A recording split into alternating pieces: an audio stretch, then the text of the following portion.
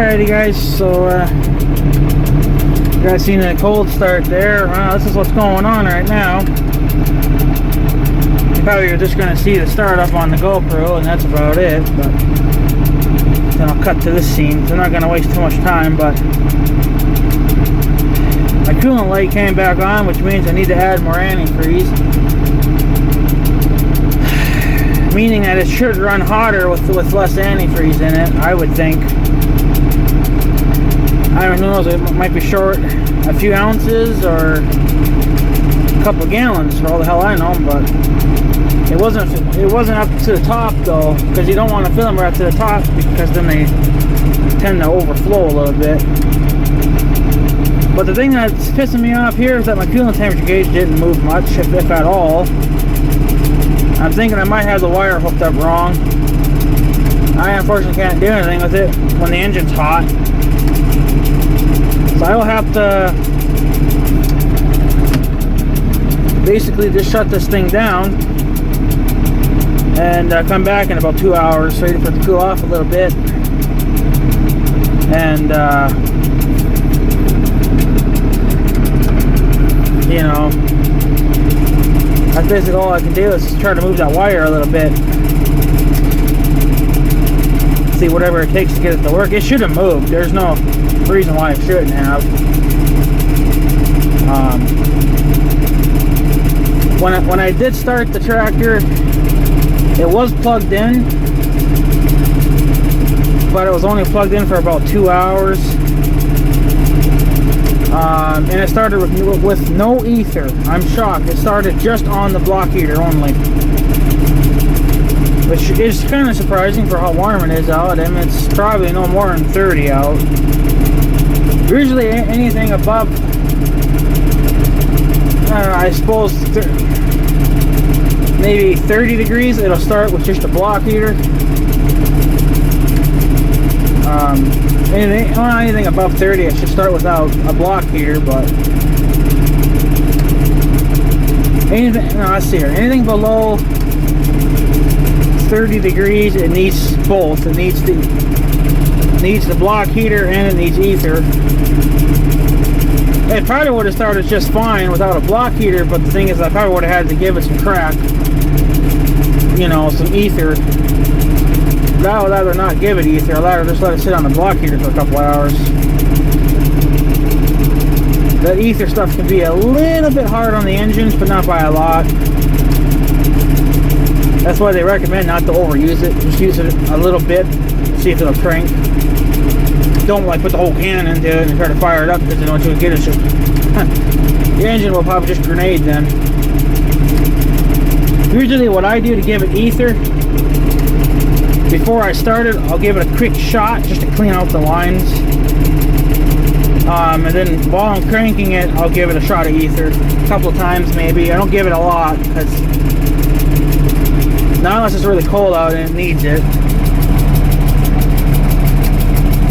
Cal's got an itchy head, I guess, while she was itching herself. It is snowing out. It's supposed to snow a little bit today. Not a lot. You can see how much snow we got at the farm. Come on, zoom in, baby. That's where he stopped snow blowing. That's got to be at least a foot tall right there. And that's not even a drift. That's just snow naturally falling there. So, but yeah, so I don't know. I'll have to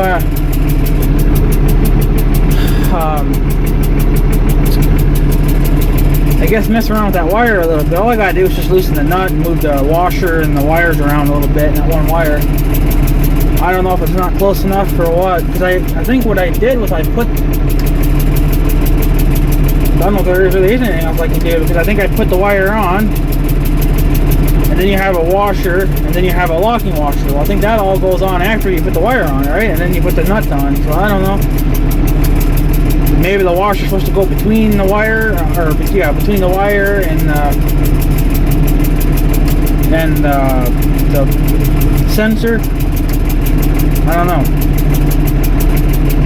I'll have to figure it out, but I mean, it looks like it moved a tiny bit, but it should be at least in the green by now. And then it should have been definitely in the green if it was running low on antifreeze.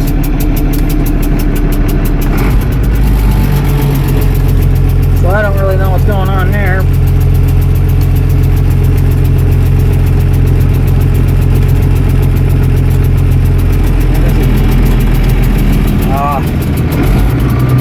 Problem with these older tractors, you get a lot of rattles. A lot of unnecessary rattling.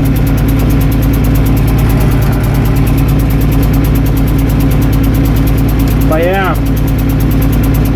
And it got hot awful quick too, like the exhaust pipe, it was like after maybe after a minute of running, it got pretty warm. But I suppose it would do that anyway. Especially if it's a little bit warmer out and the engine started up a lot nicer.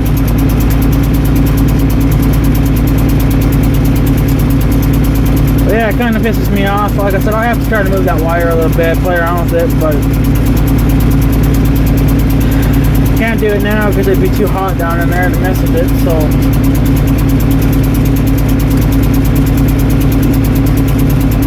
Other than that, everything works. And the gauge does work, because what I did is I took off the cover, right, or just a few minutes ago.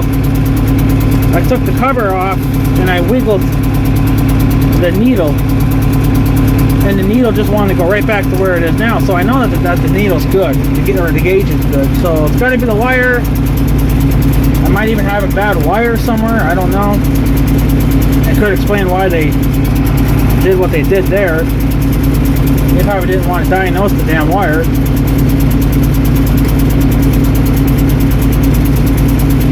So I would have to make up some kind of a long ground wire for my multimeter and hook it up to the plugs in the gauge for the gauge, and I guess see if they're even getting a ground, or not either one, I guess. But if it was going to work, it should have been at least in the black, like above the white line there. And it never moved, so I don't know, it's just another thing to figure out. I want to stop dumping money into this damn tractor, but I guess what else can I do with it? So